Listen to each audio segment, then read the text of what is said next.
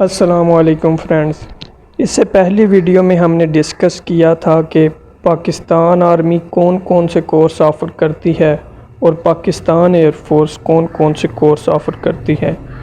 ان courses کے بارے میں ہم نے ڈسکس کیا تھا کہ ان کورس کے لیے آپ کی منیمم ایج کیا ہونی چاہیے، ان کورسز کے لیے آپ کی منیمم ایجوکیشن کیا ہونی چاہیے، ان کورسز کے لیے آپ کے منیمم مارکس کتنے ہونے چاہیے، ان کورسز کے لیے کتنا عرصے کا ٹریننگ ٹینیور ہوتا ہے، اور ان کورسز کی رجسٹریشن کون کون سے منتھ میں ہوتے ہیں، اور یہ کورس سال میں کتنی دفعہ آفر کیا جاتا ہے، اور ان کورسز کے لیے آپ کا میرڈ ہونا یا ان میرڈ ہونا لازمی ہے یا نہیں۔ اور آج انشاءاللہ ہم اس ویڈیو میں ڈسکس کریں گے کہ انٹیلیجنس ٹیسٹ کیوں لیے جاتے ہیں، ان کی ضرورت کیوں ہے اور ان کا مقصد کیا ہے۔ اس حوالے سے آپ کو سکرین پہ یہ چند ایک پوائنٹ نظر آ رہے ہوں گے، انشاءاللہ اس ویڈیو میں ہم یہ سارے پوائنٹس ڈسکس کریں گے۔ ان میں سب سے پہلے ہم ڈسکس کریں گے ذہانت کے معنی، میننگ آف انٹیلیجنس ٹیسٹ، ذہنی امتحانات کی قدر، ویلیو آف مینٹل ٹیسٹ، ذہنی امتحانات کا آغاز، سٹارٹ آف مینٹل ٹیسٹ، ذہانت کی نشو و نما اور زوال، growth and decline of intelligence, ISSB کے ذہنی امتحانات کے فوائد، benefits of ISSB mental test, ذہنی امتحانات کو حل کرنے کے لیے ہدایات، instruction for solving mental test, لفظی ذہنی امتحانات کیوں لیے جاتے ہیں، why literal mental tests are taken, غیر ذمہ دار آفیسر کی خامیاں، shortcomings of irresponsible officer. تو سب سے پہلے ہم ذہانت کی تعریف پڑھتے ہیں۔ انٹیلیجنس ٹیسٹ، ذہنی امتحانات۔ مختلف نفسیات دانوں نے لفظ ذہانت کی تعریف مختلف طریقوں سے کی ہے، لیکن سب ایک سادہ تعریف پر متفق ہیں، جس کے مطابق ذہانت کا مطلب ہے سوالات حل کرنے کی پیدائشی صلاحیت۔ یہ فطری صلاحیت کلاس روم سے کتابیں پڑھنے سے حاصل نہیں ہوتی، بلکہ ایک شخص میں پیدائشی طور پر موجود ہوتی ہے۔ کچھ مصنف عمومی ذہانت پر یقین رکھتے ہیں، جبکہ کچھ مصنف عمومی ذہانت پر یقین نہیں رکھتے۔ یہ تو ہے کہ نفسیات دان کیا سوچتے ہیں، اب میں اس کے بارے میں کیا سوچتا ہوں یہ بھی سن لیں۔ میرے نزدیک ذہانت پیدائشی طور پر اللہ تعالیٰ نے انسان کو عطا کی ہے۔ مثال کے طور پر اگر آپ کسی 3 یا 4 سال کے بچے، حتیٰ کہ پاگل انسان کو بھی آگ کے پاس لے جائیں تو وہ اس کی حدت اور تپش کی وجہ سے خود کو دور کرنے کی کوشش کرتے ہیں۔ کس وجہ سے آگ سے خود کو محفوظ رکھا؟ اپنی ذہانت کی وجہ سے۔ اس طرح اگر کوئی انسان پانی میں خود چھلانگ لگائے یا جان بوجھ کے کوئی گرائے تو وہ خود کو بچانے کے لیے ہاتھ مارتا ہے۔ کس کی بنیاد پر؟ ذہانت کی بنیاد پر۔ اگر وہ ذہانت استعمال نہیں کرتا وہ ہاتھ کیوں اٹھاتا ہے؟ اسی طرح ایک چھوٹا سا بچہ جب اسکول جانا شروع کرتا ہے تو اس کا اپنے والدین کا پتہ ہوتا ہے، کیونکہ اس کے ذہن نے والدین کا چہرہ ذہن نشین کر لیا ہوتا ہے اور ذہانت کی بنیاد پر ان کو پہچانتا ہے۔ اسی طرح اگر کسی انسان کو کرنٹ لگے تو وہ اپنا ہاتھ پیچھے کر لیتا ہے اپنی ذہانت کی وجہ سے۔ اسی طرح دور کہیں ڈھول کی تھاپ ہو رہی ہو تو آپ محسوس کرتے ہیں فلاں سائڈ سے آواز آ رہی ہے۔ بے شمار مثالیں دی جا سکتی ہیں، لیکن ویڈیو لمبی ہو جائے گی۔ آگے چلتے ہیں ٹاپک کی طرف۔ ذہنی امتحانات کی قدر۔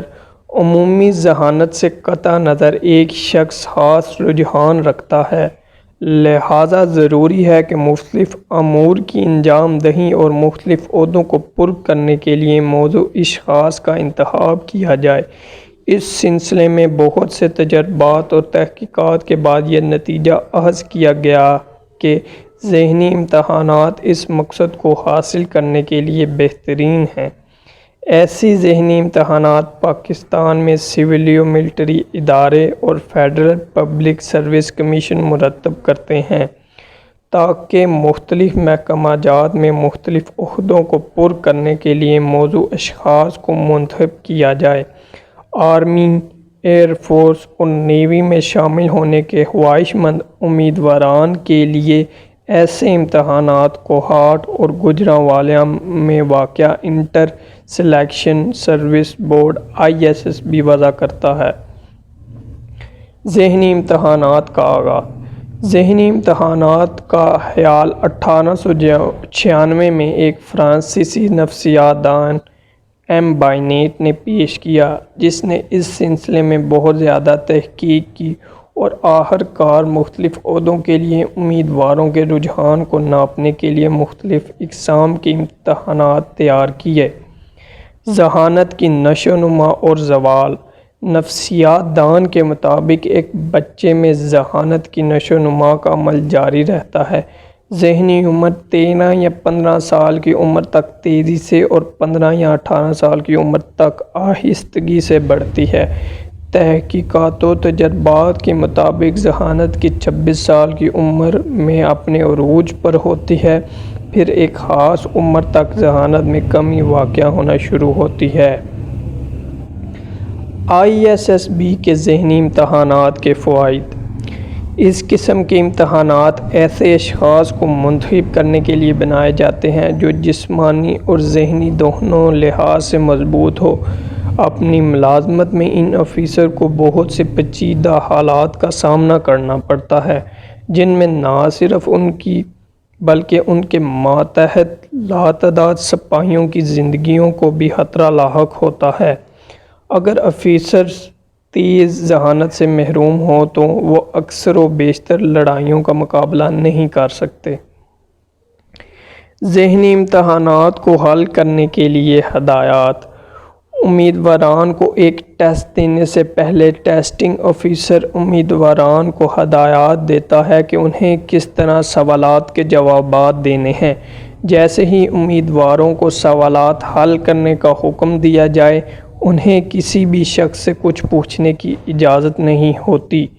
ایسے سوالات کے لیے وقت بہت مختصر ہوتا ہے۔ ایک امیدوار کو عموماً ایک سوال کے لیے 30 سیکنڈ ملتے ہیں۔ چند سوالات ایسے ہو سکتے ہیں جن کے جوابات امیدواروں کو فوری طور پر معلوم نہیں ہوتے، تب امیدواروں کو انہیں چھوڑ کر اگلے سوالات کے جوابات دینے چاہئیں۔ آخر میں اگر وقت بچے تو امیدوار چھوڑے ہوئے سوالات کے جواب دے سکتے ہیں۔ لفظی امتحانات کیوں لیے جاتے ہیں؟ لفظی امتحانات کا مقصد ایک امیدوار کی مندرجہ ذیل صلاحیتوں کو جانچنا ہوتا ہے۔ امیدوار کی ذہنی اور جسمانی صلاحیتوں کا جائزہ، امیدوار کی سوچ و بچار کا جائزہ، امیدوار کی کم از کم وقت میں کام کرنے کی صلاحیت کا جائزہ، امیدوار کی کشیدہ صورتحال اور مشکل حالات کا سامنا کرنے کی صلاحیت کا جائزہ، مالی اور جانی نقصان کی صورت میں مطلوبہ افسر کی قابلیت کا جائزہ۔ غیر ذمہ دار افسر کی خامیاں۔ اگر ظاہری سی بات ہے، فوج میں ایسے بھی واقعات ہوئے ہیں کہ ایک دفعہ GT روڈ پر ایک افسر کا ایکسیڈنٹ ہو جاتا ہے تو وہ جناب میری ٹریفک جام کر کے بیٹھ جاتا ہے، لوگوں کے لیے مشکلات پیدا کر دیتا ہے۔ اگر غیر ذمہ دار بندے کو افسر بنا دیں گے تو اس کی خامیاں فوج کے لیے اور قوم کے لیے مشکل کا باعث بنیں گی۔ اگر کوئی غیر ذمہ دار امیدوار کو افسر بنا دیا جائے تو مثال کے طور پر ایک افسر کھاریاں سے راولپنڈی جا رہا ہے اور نہ ہی ڈرائیور اور نہ ہی افسر کو راستے کا پتہ ہے، بس دونوں کو لوکیشن کا پتہ ہے کہ راولپنڈی جانا ہے، ڈائریکشن نہیں پتہ۔ دونوں کو یہ ایسے امیدوار کا خیالی پلاؤ ہے جسے PM میں جانے کا شوق تو ہے، مگر یہ نہیں پتہ انٹیلیجنس ٹیسٹ کیا ہے، انیشیل ٹیسٹ کیا ہے، انیشیل میڈیکل کیا ہے، انیشیل فزیکل کیا ہے اور انیشیل انٹرویو کیا ہے۔ یعنی اس کو کسی بھی مراحل کے متعلق پتہ نہیں۔ اسی طرح اس کی مثال ہے PM اکیڈمی جانے کے لیے لوکیشن کا پتہ ہے، ڈائریکشن کا پتہ نہیں۔ ڈائریکشن کو پتہ کرنے کے لیے آپ کو خود اپنے آپ کو جاننا ضروری ہے، اس کے بعد ڈھونڈنا ہے کہ کن سٹیپ کو فالو کر کے PM میں تک پہنچا جا سکتا ہے۔ چلتے اپنے پوائنٹ کی طرف۔ پنڈی جانے کے لیے آپ کو ڈائریکشن نہیں پتہ تو وہ کیسا آفیسر ہے؟ سب سے پہلے آفیسر کو اگر پنڈی کا راستہ نہیں پتہ وہ کیسا آفیسر ہے؟ اور پنڈی جاتے ہوئے راستے میں حادثہ پیش آ جائے، ایکسیڈنٹ ہو جائے تو آفیسر صاحب روڈ بلاک کر بیٹھے ہیں یا پھر روڈ پر لڑنا جھگڑنا شروع کر دیں اور لوگوں کو مالی اور جانی نقصان ہو رہا ہے، یہ کیسا غیر ذمہ دار آفیسر ہے؟ نہ تو اسے عوام کے ٹائم اور نہ ہی عوام لوگوں کی مشکلات کی پرواہ کیے بغیر روڈ پر ٹریفک بند کر کے ہنگامی صورتحال پیدا کی ہوئی ہے، بلکہ آفیسر کو پرسکون حاضر دماغ ہونا چاہیے۔ آفیسر کو راولپنڈی پہنچنے کے لیے ڈائریکشن کا پتہ ہو، راستے کا پتہ ہو، راستے کی پیچیدگیاں اور سنگین حالات کا علم ہو اور راستے میں مختلف مقامات کے متعلق آگاہی ہو، جیسے کہ اسے پتہ ہو کھاریاں سے آگے سرائے عالمگیر، اس سے آگے جہلم، اس سے آگے دینا، پھر ڈمیلی، پھر چکوال موڑ، سہاوا، مندرہ، گجرہاں روات کو عبور کر کے راولپنڈی پہنچتا ہے۔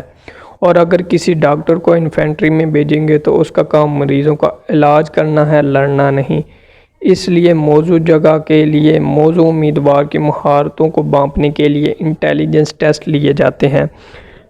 یہ میں چیزیں اس لیے آپ کے لیے لکھ رہا ہوں کیونکہ جب آپ ایک چیز سنتے ہیں تو وہ آپ کو دیر تک یاد نہیں رہتی، لیکن وہی چیز جب آپ سنتے ہیں، دیکھتے ہیں، اس کو پڑھتے ہیں اور لکھتے ہیں، آپ جتنی مرضی ویڈیوز دیکھ لیں، آپ جتنے مرضی ISSB کے لیکچر سن لیں، جب تک آپ لکھیں گے نہیں، پریکٹس نہیں کریں گے تو آپ کا کوئی بھی لیکچر سننے کا فائدہ نہیں ہے۔ انشاءاللہ نیکسٹ ویڈیو ہماری ہو گئی وربل انٹیلیجنس ٹیسٹ کی تعریف اور اس کی مختلف جو ہے اقسام کے بارے میں، اور اس کے بعد نان وربل اور اس کی اقسام کے بارے میں، اور مزید ہم ایک ایک ٹائپ کو پوری طرح کور کرنے کی کوشش کریں گے۔